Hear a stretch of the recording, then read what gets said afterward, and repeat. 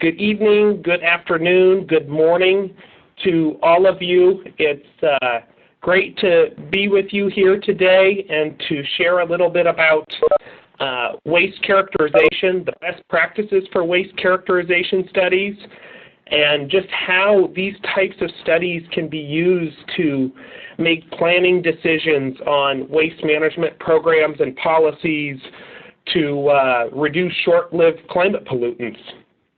So I hope the information that we talk about over the next hour or so will be beneficial to you. I hope it will help you decide whether or not a waste characterization study would make sense for the waste that you're responsible for or managing, how to conduct the study, and how the data can be used in your planning decisions.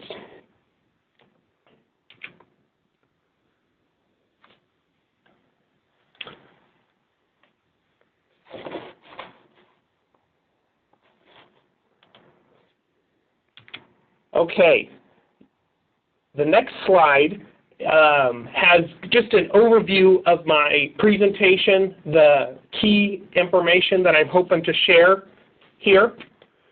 So talk a little bit about background, study design, the methods, results, and then how the data can be used.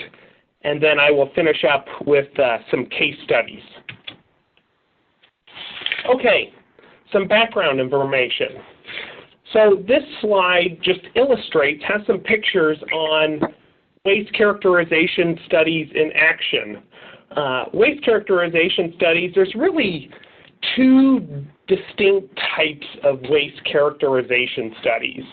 There's the hand sort study that actually involves manually hand sorting the components of the solid waste into selected categories. That's actually what's occurring on the bottom left side of your screen in that picture.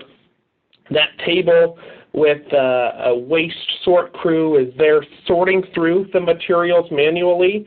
They're placing those materials in designated containers, and then that material is then weighed and the composition is developed off of that. Hand sorting of municipal solid waste usually makes the most sense for residential waste streams, commercial waste streams from institutions like colleges, nursing homes, hospitals, that type of waste.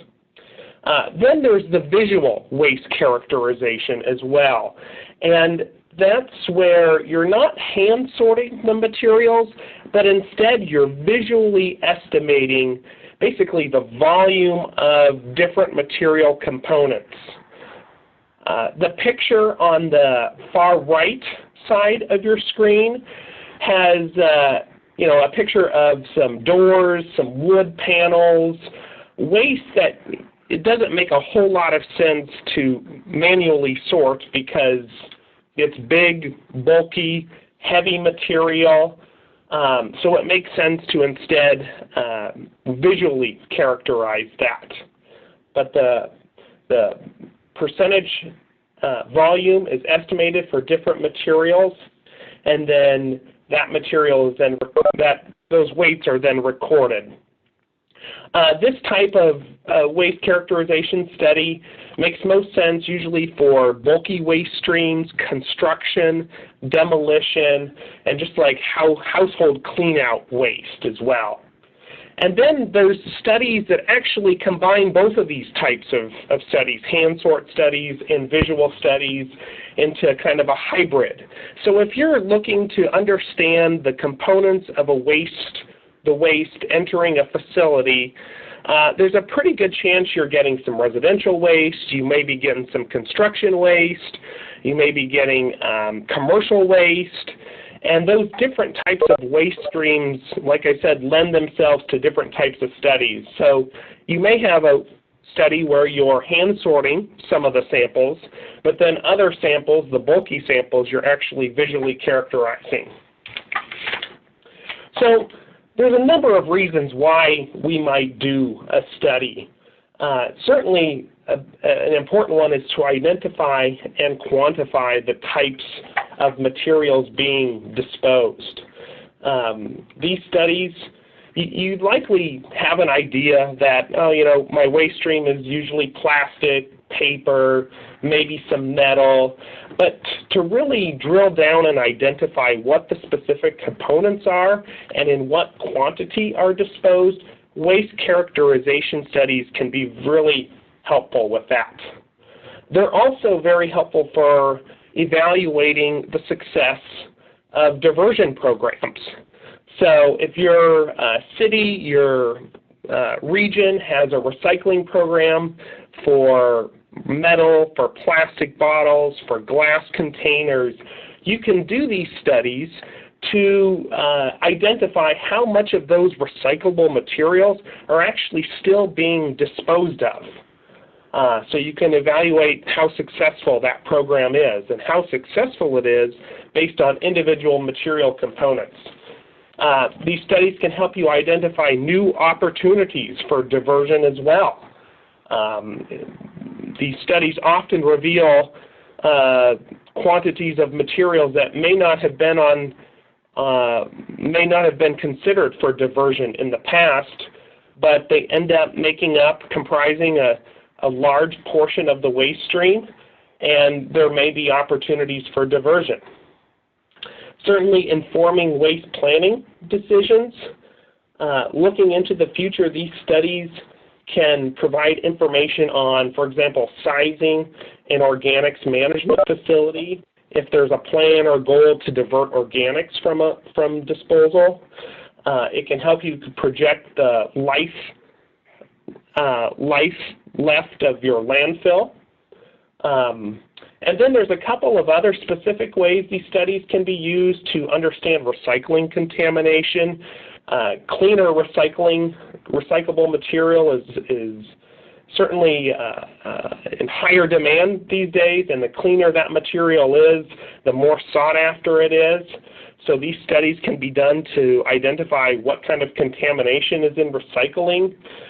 You can estimate the energy value of your waste stream by identifying the different components. There's research out there that has identified heating values of different materials, and from that you can estimate basically the energy value of your waste stream. So if you want to do a waste to energy type project, you would be able to get that kind of information. There's a lot of information on this slide, the process overview slide, but it just kind of walks you through the general tasks, phases of a waste characterization, from the planning phase to the actual carrying out of the field work and doing the study, and then analyzing the data. And I'm going to touch on each one of these areas as we later on in this presentation. So where do you start? These studies are designed around what data you need to find out. So the first step is to identify what information are you looking for. Once you can identify the information you're looking for, then you can begin to plan your study. Some important information to consider is the different waste generating sectors or sources of waste. Are you looking at residential versus commercial waste? Do you want to look at waste generation from different neighborhoods? Maybe you have a higher income area and a lower income area you want to understand the waste composition for. So considering those different generating sources is important. Haulers. Who is collecting the waste for each generating sector? So the companies that are collecting waste from residents may be different from collecting from the commercial sector, for example. So considering who is collecting the waste is an important consideration. And then the quantity of waste as well, by generating source or sector, by hauler.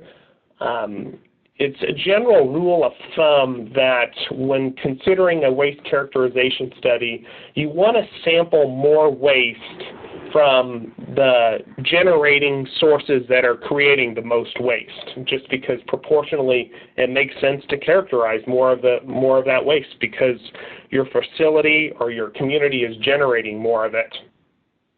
And then finally, activities impacting waste disposal. If you want to know what materials are being disposed, you want to take samples of that waste once it reaches the disposal site and all processing, all scavenging of materials has been completed. And I know in a lot of places scavenging is an important part of waste diversion activities that occur. So I think it's important to understand where scavenging occurs. Does it occur at the curbside?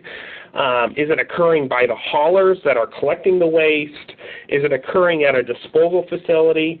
And that can help you design a study that to help you understand the impacts of scavenging on your waste stream. So that can be useful. Okay, here's an example material group and category list. And this is from a fairly detailed study, waste characterization. I think typical waste characterization studies identify between 25 and 40 different types of material categories to sort out.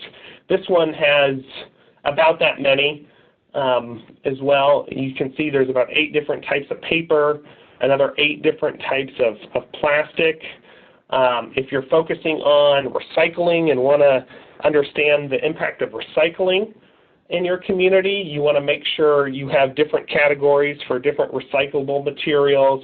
If you're looking at organics management, composting, anaerobic digestion, you want to make sure you delineate out the organics fraction of the waste stream.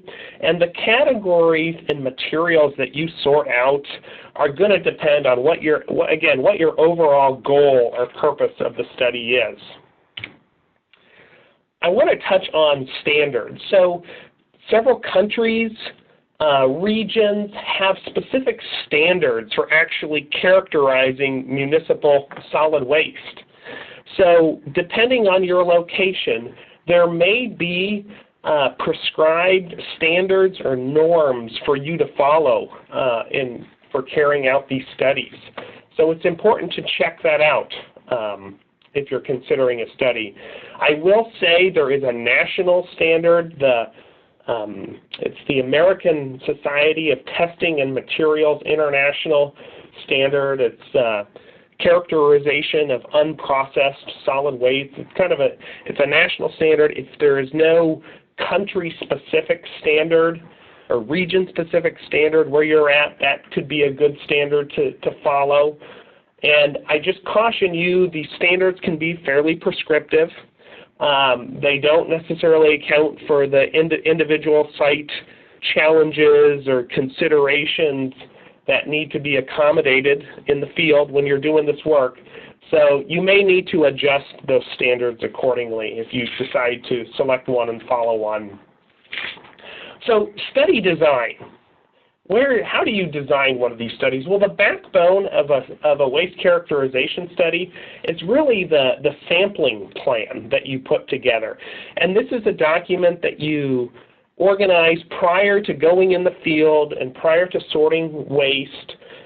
It's really the blueprint for the field work on selecting waste loads and actually sorting the materials. These plans are usually facility-based.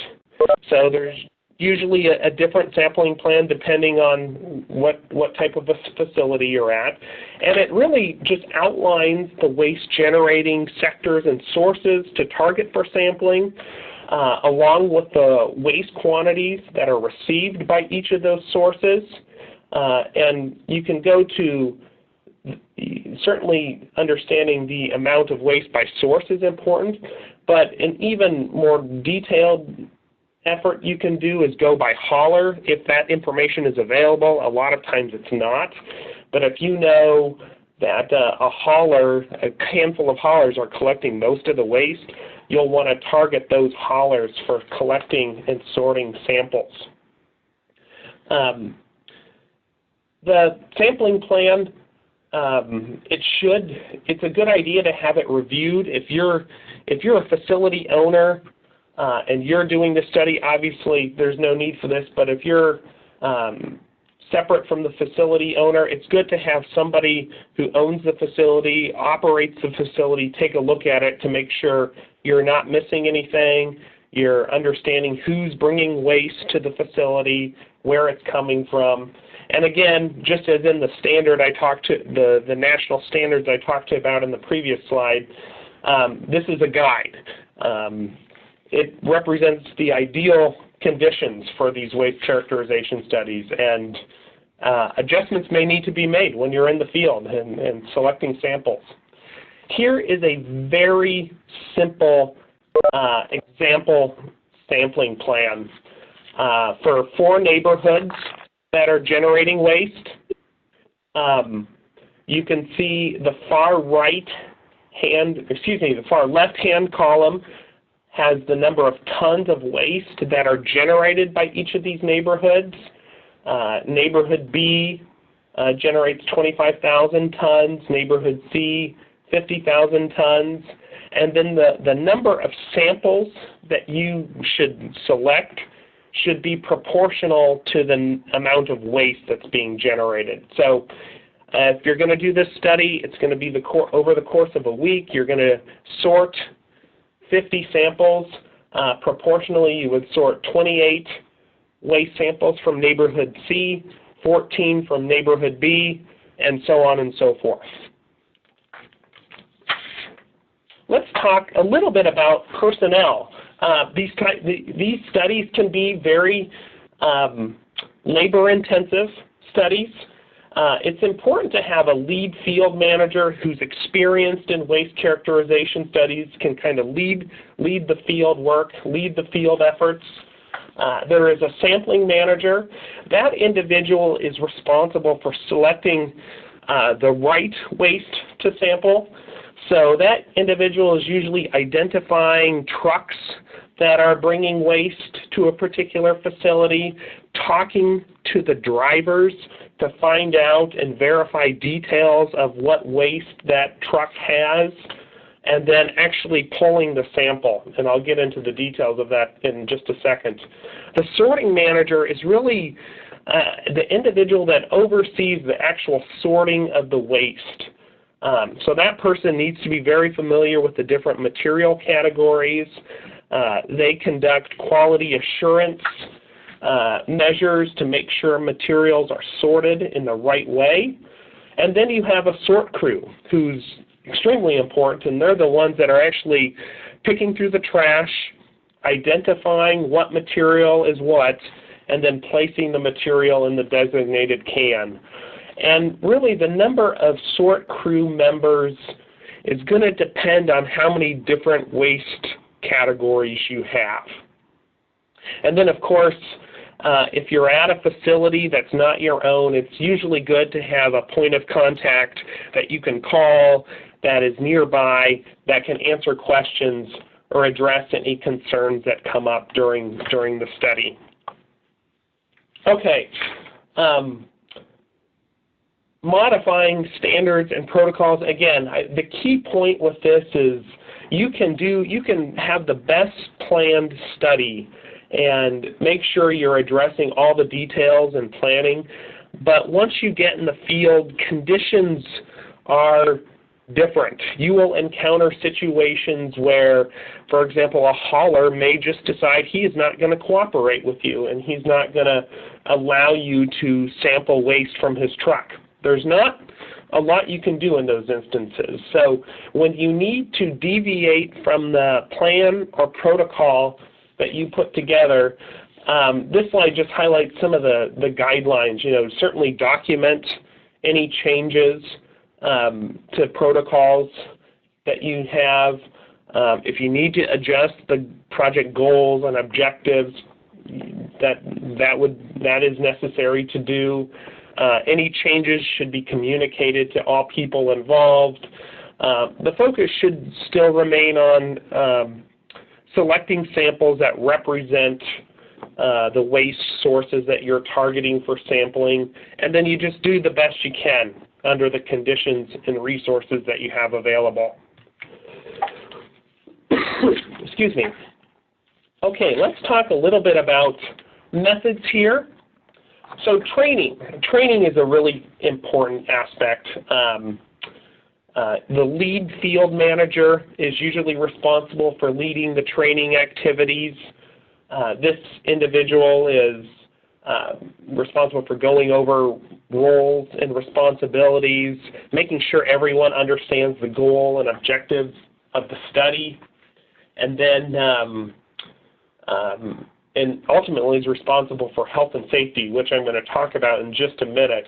And that's very important, that any health and safety requirements, personal protective equipment is worn at all times, what the emergency response plans, reporting is if somebody is injured, and then on all of the logistics of the study as well. The individuals need to know what they need to do and how they need to respond in terms of obtaining waste samples, sorting techniques, identifying materials in groups, and handling dangerous materials. This individual typically is at the sort table because the biggest risk, which I'll talk about, is the waste materials themselves and how to handle certain materials, how to separate materials that are stuck together.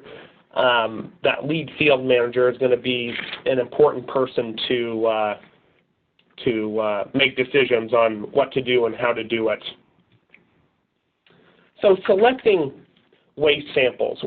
Safety, I can't emphasize that enough, is safety is most important. The individual that is obtaining waste samples is usually working near very heavy equipment and trucks. So that person needs to be vigilant, needs to stay visible, should wear a reflective safety vest so that he or she can be seen at all times.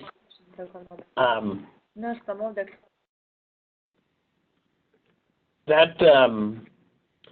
that person needs to communicate with the scale house staff and facility staff to communicate with what they're doing with the study and what information they're trying to obtain, and how to actually carry out the work. The person uses the sampling plan as a guide, which I talked about earlier. They're randomly selecting trucks and then conducting driver interviews to just confirm that the waste that's in the truck is actually waste that should be sampled as part of our study. The very last bullet point is, I'm not going to touch on that a lot, but I can certainly answer questions about sampling mixed wastes.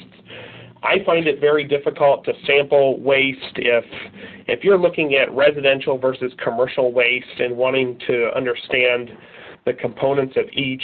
It's hard to do that if the waste is mixed together because you're really not able to distinguish what is what, and that can create problems.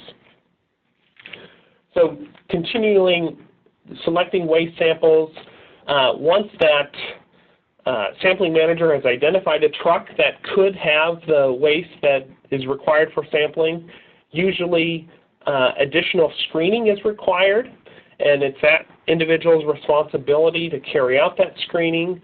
So that that truck driver is usually directed to a separate area, hopefully away from the main tipping area or dumping area where the waste is offloaded.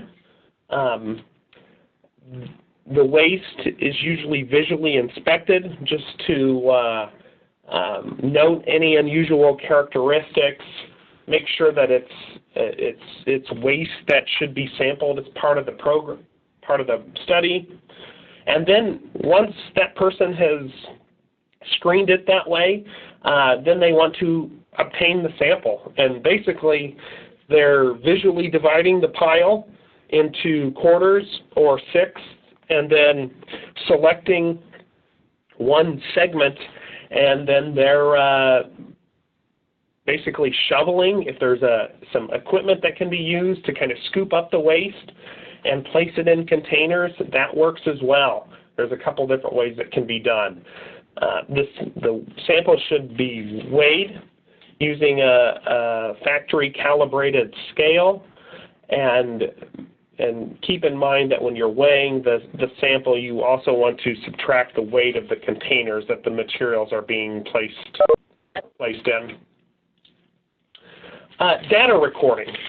This is also a very important part of the waste characterization process.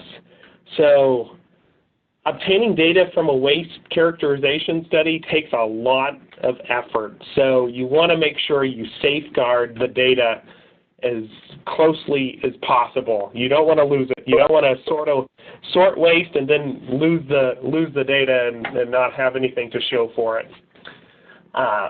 We typically use a separate data sheet for each sample, so there's no confusion as to what numbers refer to which sample or which waste source. You're recording the sampling manager when he interviews the truck driver. He gets details on the waste, so the date and the time the sample is obtained, the hauler name, truck number, generating sector, weather conditions. Weather can obviously impact the condition of the waste, and that is usually all recorded on a sample data sheet. And then the individual material weights, once that waste is sorted into the different components, those weights are usually posted there as well. Okay, equipment needs. You basically have a sort table that can be anywhere from just a typical table, a piece of plywood, a mesh screen that's mounted on barrels or sawhorses or something to lift it up off the ground so the workers are not breaking their back carrying out the study. Containers. Usually 2 or 3 different sizes of containers. There's certain materials that are way more frequently observed or uncovered in solid waste than others, so it's good to have a couple different kinds. The number of containers, again, depends on how many different categories you have. I find it good practice to actually label or number each container. That way you don't have to, and then record the tare weight of that container and associate that tare weight with whatever unique identifier you put on the container, so you don't have to constantly weigh materials, dump it, and then weigh an empty container. A scale. I recommend a scale capable of weighing up to 70 kilograms. And usually it's good to have 2, one for use and then one as a backup in case the one you're using breaks, because it's no fun to be in the field a long way from any type of a facility or store and have your scale break and have no way to measure or weigh the materials you sort. Some tools for housekeeping, shovel, broom, and tarps, and then a covering or tent. If your sort is not occurring in a shelter or in a building, it's good to have some sort of a covering. Health and safety. I've hit on this a couple times, but again, it's priority number 1 when you conduct these studies. The main hazards are, you're typically working at a solid waste facility that has a lot of heavy truck and vehicle traffic. The waste materials themselves can pose significant dangers. Cuts from broken glass, punctures from needles, nails, any number of things. You can come across chemicals even that are in the waste stream. So it's very important to be cautious as waste is being sorted. Weather conditions, whether it's very hot, very cold, Workers need to be dressed appropriately. You're usually not in a climate-controlled environment when these studies are being done. And then hostile people and animals. You're at a solid waste facility. Sometimes these facilities don't have access controls, and so you just don't know who or what is wandering on site and can pose a threat to the study and the workers. Personal protective equipment, there's a whole laundry list of personal protective equipment. I think the most important items are your safety glasses, reflective vests to be seen by trucks. Gloves are extremely important for workers that are sorting the waste. We usually get puncture-resistant gloves that keep needles, for the most part, keep needles, nails, other glass, other sharp objects from puncturing the skin and causing an injury that way. They are not cheap, that is for sure, but they do exist, and there's no glove that can be 100% puncture-resistant, but that can be important to have. And then depending on where the sort is being conducted, dust masks, coveralls, ear protection, and then, of course, having a way to wash hands and sanitize, and plenty of drinking water is very important as well. So here's an overall picture of a waste sort with a table and the containers around it. So when you're actually sorting the waste, you're loading the sample on top of that table. You're tearing open all of the bags. Your sort crew is separating the different material components into the different containers. To the extent possible, composite items are separated. For example, if you have a bottle of water, you want to sort the water separate from the bottle. So to separate the containers as much as possible. And it's best to encourage just one container per material. And I find it works very well to have the worker specialize in materials. So you have a couple of staff that are focused on plastic, a couple of staff that are focused on paper, since the bulk of what you come across is either plastic or paper materials, and then an additional person or two to handle the other material, food waste, metals, glass, any other number of items. Okay, waste sorting. Yeah, once you've completed a sample, you end up with these containers of very neatly sorted materials that you then weigh. And you find some pretty surprising things. So I hope if any of you move forward with a study, don't come across snakes or grenades or anything, but usually there's some pretty unusual things that you come across when these studies are conducted. So always be prepared, and you're usually always surprised. And then once that material is sorted, it is weighed. So the containers of segregated material should be placed on a scale for weighing. The individual weight of the material, and then the container identifier, or at least the empty weight of the container, should be recorded, because you'll need to subtract that weight from the waste.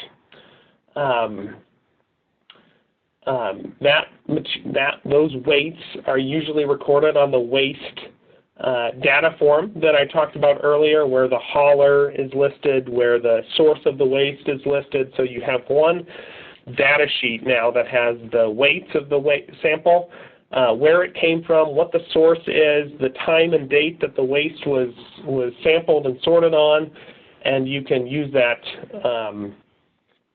in your analysis. It's usually good to have a protocol when you're actually sorting the waste. It's a multi-person effort to increase efficiency. You got somebody, usually have the field manager recording the weights, but you have people moving the cans on the scale, taking the cans off the scale, and then disposing of the materials once all is said and done. Okay, shifting over to results here for a couple of minutes. It's a good practice to review the results that are recorded on the waste sample record for completion, just making sure all of the weights are properly listed and readable. If you're in the field and scribbling, that can sometimes create a problem, as well as making sure the waste source and location is identified as well. The field data obtained and recorded on the waste sample records should then be transcribed in an electronic format for further data analysis. I find Microsoft Excel works pretty well for that process. You want to be careful on how you organize the data in an Excel spreadsheet. If you're looking at different waste generating sectors, it makes sense to record, for example, the residential waste samples together, the commercial waste samples together, in neighborhood A waste samples together, whatever your different waste sources are to record the data similarly. And then performing some data analysis. So each material weight can be converted to a percentage then by dividing the weight, the individual weight of the material by the total weight of the sample. You do that for each of your samples. You can then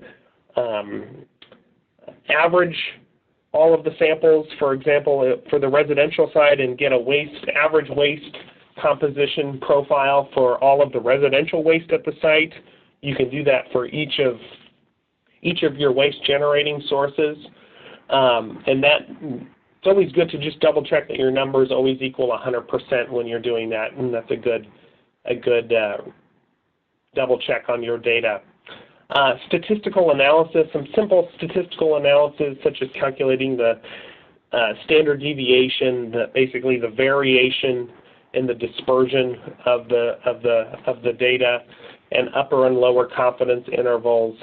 And you can use this information then to estimate waste quantities. So if you have a total amount of waste that's being disposed of at a site, and now you have the percentage composition of materials, that can be extrapolated to encompass the entire waste stream, even though you're only sampling and sorting for a limited period. Sample data. Here's a graphical representation of what the data looks like.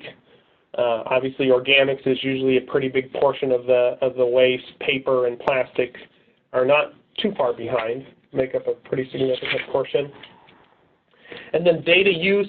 I talked a lot about the ways in which data can be used previously, and you can see those are listed here again. I guess the point that I think is important here is to just understand that the numbers that you get from a waste characterization study are not numbers that you're going to be able to take to a bank in order to get a loan to develop, for example, an anaerobic digestion facility. But they do provide some good general information on, okay, this is how much organic waste we're dealing with. We could divert.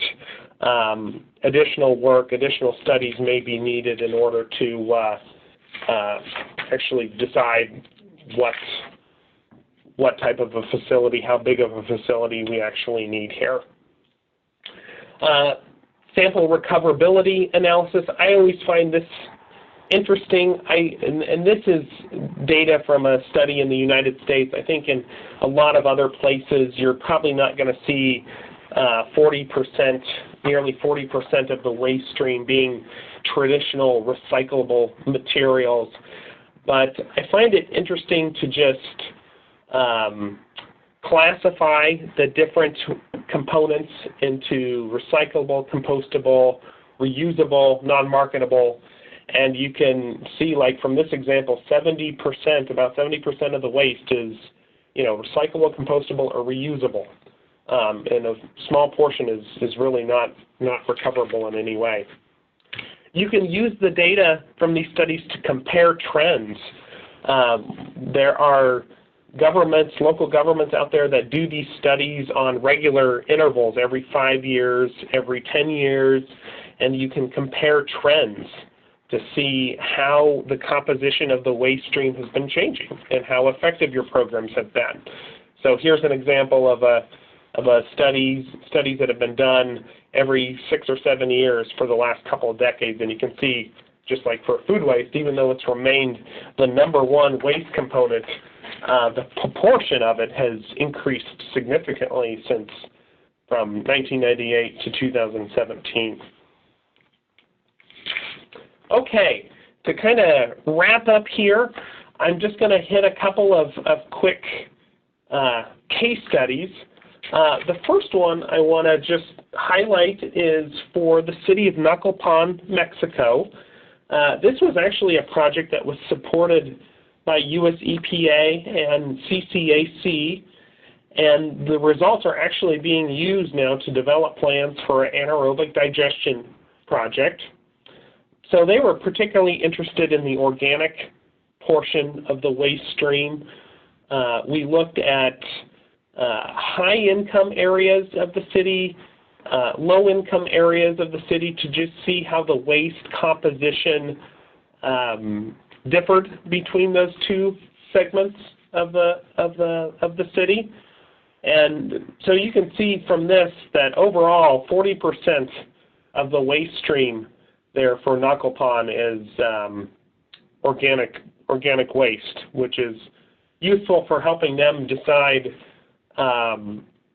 what type of a anaerobic digestion facility. We looked at food waste, we looked at yard waste, we looked at textiles, we looked at a number of different types of organic waste so they can see what the composition of that was.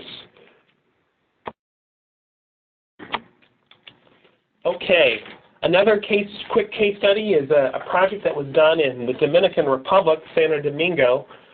This was a study that was actually a 2-season study, and that is something to keep in mind as well as you're considering this study. If you live in a tourism area where you have a tourism season that may impact the waste generation, you may consider doing a study over the course of different seasons just to see how the waste composition varies or changes.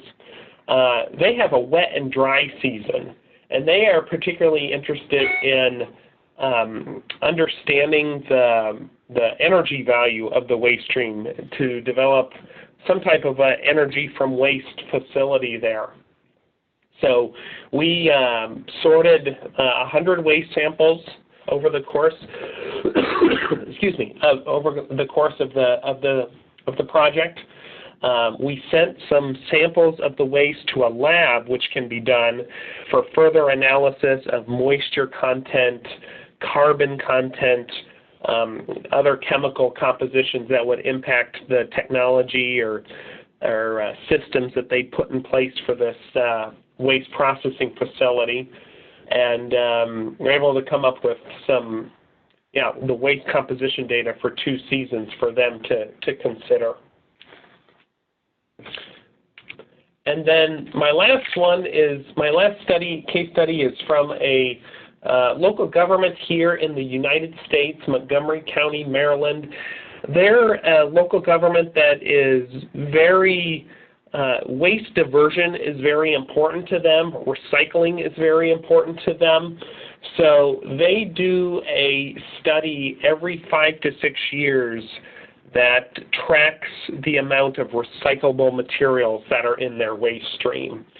So we look at different types of residential sectors, the commercial waste stream from schools and institutions, so that they can target their education on improving recycling across all of those different waste-generating sources.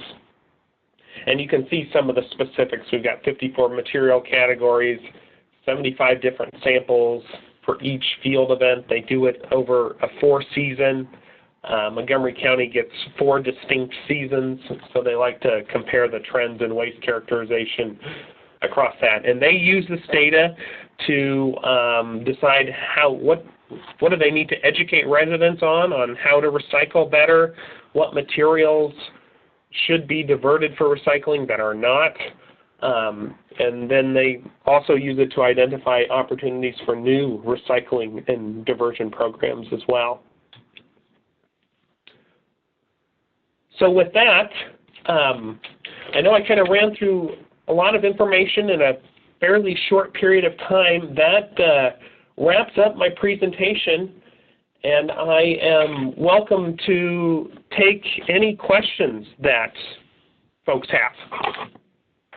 Thank you very much, Brent. Yeah, we definitely have some questions, but before that, I want to remind everybody that the webinar is being recorded and that the recording will be placed on the Municipal Solid Waste Knowledge Platform of the CCAC Waste Initiative website for future reference. We did get some questions, and some of the questions are related to sampling. So if maybe you can talk a little bit more about how is it that you select the samples? Like, one question is, do we sort the entire truckload of waste into various components, or do they do quartering and coding? And like, how do you select what's going to be sampled? Yeah, no, that's a great question. I can definitely elaborate on that more. So in selecting samples, it's usually a good practice to select them as randomly as possible. So for a hypothetical study where you're looking at residential waste and commercial waste, so your sampling manager is identifying a truck. He's talking to the driver. He's making sure that the waste in this truck is either residential or commercial waste. And I talked a little bit about the mixed waste issue. My general rule of thumb, which will be different depending on where you're at, is if a truck driver can tell you that at least 75 or 80% of the waste is either residential or commercial, that is a truck that you could sample from. And a lot of the standards that exist for waste characterization kind of dictate what a sampling size should be, how much waste you should sample from a truck. And it's based on a lot of research to arrive at a number that basically says if you get a sample that's at least 100 kilograms, in all likelihood that will include all of the materials that are generally thrown away. So I know for the ASTM standard for unprocessed solid waste, they require waste samples to be between 90 and 100 kilograms. That's about 220 pounds on the standard version. But that's typically the amount of waste that is pulled for each sample. So once that it's confirmed that the truck has the residential waste or the commercial waste or whatever waste source you want to pull, that waste is the entire truckload of waste. It kind of depends on the facility. I find it works best if the entire contents of the truck is offloaded. That waste pile is then visually inspected. The pile is also visually divided into different sections, and then the sampling manager randomly selects a section to pull that sample from. So if you divide the sample into quarters, say your first sample you're going to pull from the first quarter. So then you just start shoveling or get a bobcat, get some kind of equipment to pull that sample. You place it in garbage cans, and then it is weighed out till you have about 100 kilograms, and that constitutes your sample. And then that sample is transported over to the sorting area, and then that sampling manager goes back to selecting a truck. And so then that person, just the next truck that comes in the facility that has waste that's targeted for sampling can be sampled and sampled as well. So there's randomness there because I mean, who knows when trucks are coming in, and obviously staff is somewhat limited as to how many places they can be at one time. So you get a sample, you get it to where it needs to be, and then you go back, get in position, and then just whatever truck comes next, that's the sample, that's the truck you pull from again. I hope that helps a little bit. Thank you, Brent. Another question on sampling is, how much time and manpower does it take to analyze 10 samples at a site? How much time and manpower it takes to analyze 10 samples at a particular site? Yes. Yeah, and I'm assuming they're referring to the actual field work activities. Yes. And my take on that is if you have a field manager who has done it before and generally knows how the study works, you could do 10 samples in one day, would be my take. And depending on how many different material categories, components you want the waste sorted into, probably, if you have 25 to 40 different material categories you want the waste specifically sorted into, I'd probably do one day 4 or 5 sort crew members, and then your field manager that is also kind of overseeing the operations and making sure the data is, quality control of the data. In addition, you do need somebody that's dedicated to pulling the waste samples as well. And that is, my experience is that is a full-time job when you're in the field doing these studies. It's not like that person is pulling a sample and then going over to help sort the waste. It's that person's job to pull the sample and just keep pulling samples so that over the course of a day, over the course of a study, there's no what I call downtime where, workers, your staff runs out of waste to sort. You always want to have another sample ready to go, ready to sort, so that you can just make the most efficient use of the time and your labor resources. Thank you, Brent. There's a question about preparing a sample for lab analysis. Can you talk a little bit more about that? And how do you prepare it? And do you send it in a refrigerated case? And when do you do it? Yeah. So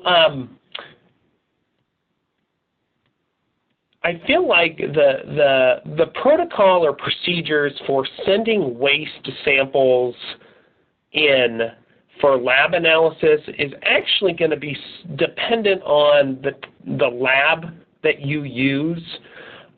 So if you can identify a lab that can perform various tests on, yard waste, on food waste, on plastic, on whatever materials you want to send in for that analysis, that lab will have very specific instructions as to how much of that waste material they need in order to adequately perform the test, how it should be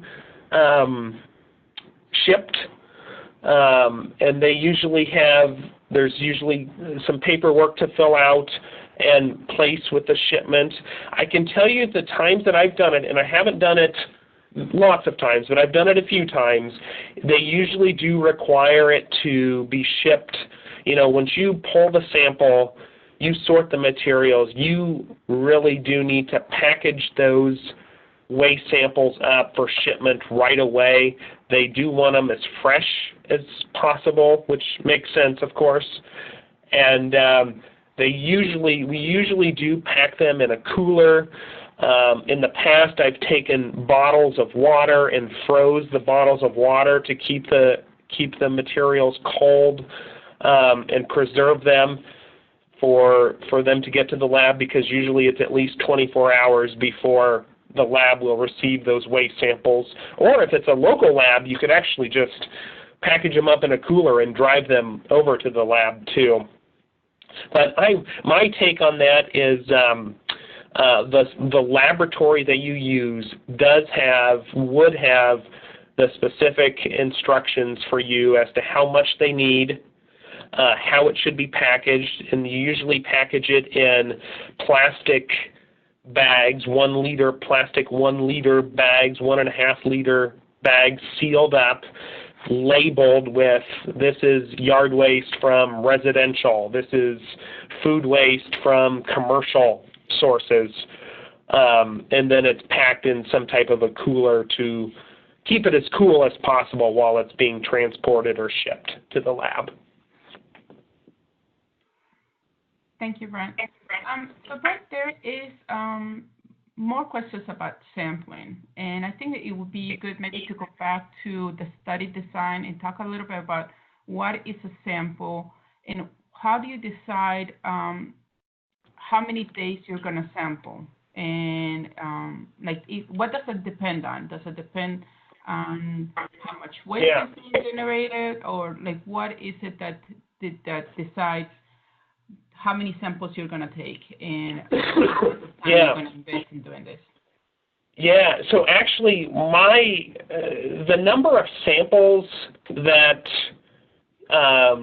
for you to obtain and sort, it really does depend on what your budget is for the project. And I did not talk a lot about costs, or I don't think I talked at all about costs of these types of studies.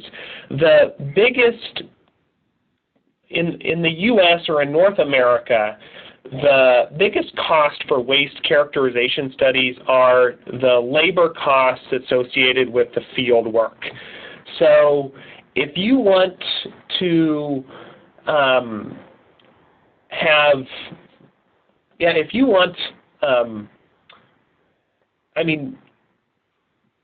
so the labor costs for field work is the biggest cost for these types of studies.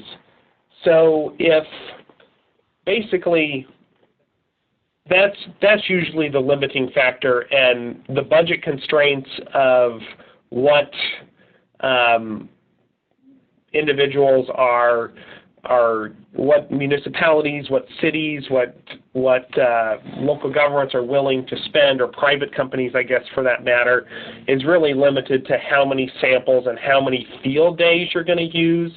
Now, in some of the places that I've done it, like, for example, in Knuckle Pond, in Santo Domingo, our actual sort crew were staff from the landfill where the waste characterization was being held. So essentially, the landfill owner was paying these individuals, the landfill owner is paying these individuals to do the waste characterization, but he'd be doing that, paying them because there's other tasks or other jobs for them to complete on site. So that can minimize or mitigate some of the costs if you actually have staff at your site, or if you have a site that has waste scavengers, perhaps you would be able to recruit or organize them to help with the waste characterization, and that would minimize the costs or minimize the costs for it. I think, I don't know that there's a really good rule of thumb that I could tell you about how many samples, how long a study should be. Typically, the studies that I do are about for a week, so Monday through Friday, and they result in about 50 samples of waste being sorted.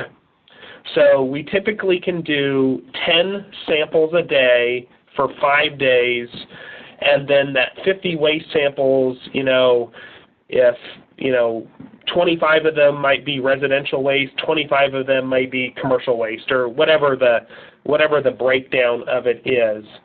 But that's usually because it's limited by budget. I don't know.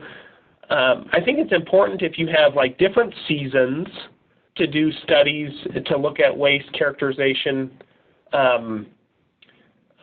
over different seasons, but I don't know that doing it beyond a week is all that useful in terms of resources, I guess I'd say, because certainly, obviously, the more samples you have, the longer you sort, the better data you will have. But at a certain point, whether you're sorting 50 samples or 60 samples or 70 samples, sure, your standard deviations are going to be a little narrower. Your confidence intervals are going to be narrower when you do the statistical analysis because you have a greater pool of samples.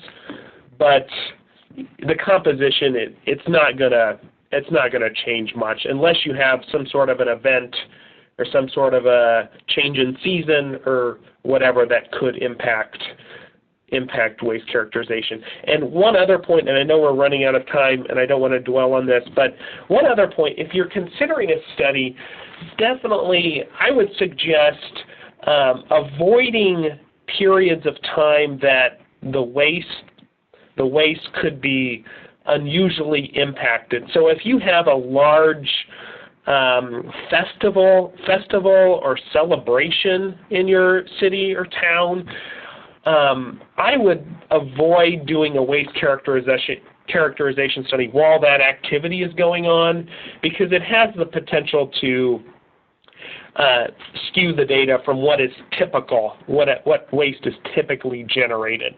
But you could, of course, do a study focused specifically on the waste generated at this festival or special event.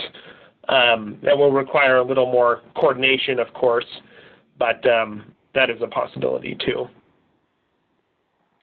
Thank you very much. Thank you very much, Brent. So yes, we're running out of time. One last question is, what is non-marketable waste? Yes, non-marketable waste is basically waste where there is basically no market for the material, and usually it is. I mean, this is the waste that can't be composted. It can't be recycled. It really can't be reused in any way. So a lot of it is just like other organic, inorganic waste.